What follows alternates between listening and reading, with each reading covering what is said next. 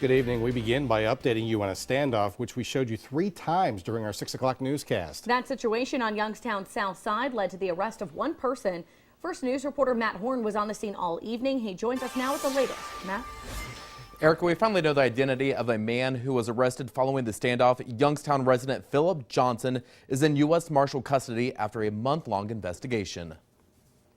A 2-hour standoff between Youngstown SWAT and Philip Johnson of Youngstown ended peacefully around 6:30 Thursday night. One arrest.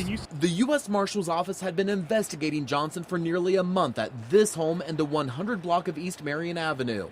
It was suspected Johnson was trafficking drugs, mainly cocaine, from the Southside house. Sergeant John Alberti says when SWAT teams arrived, Johnson was not alone in the home.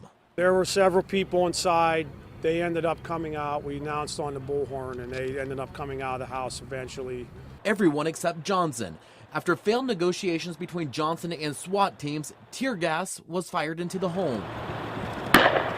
I don't know how he could breathe in there. A little after 6 p.m., 2 SWAT teams made it inside the house and eventually found Johnson in the basement. He was actually hiding in a furnace duct. I don't know how he could have got in there. After searching the house, SWAT teams were unable to find any drugs or weapons. Didn't really find anything in there except the person that was here that we were looking for. Johnson was taken away by the U.S. Marshals in an unmarked van after he was arrested. And the others in the house, when SWAT teams arrived, are not facing any charges. Johnson, however, will face several charges, including drug-related charges.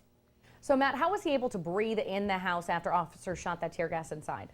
Erica, it's interesting that you say that, you asked that question, because earlier tonight, officers, they had asked the same question. They say that they believe that the tear gas doesn't work as well when it's so cold outside, so they believe that's probably part of the problem.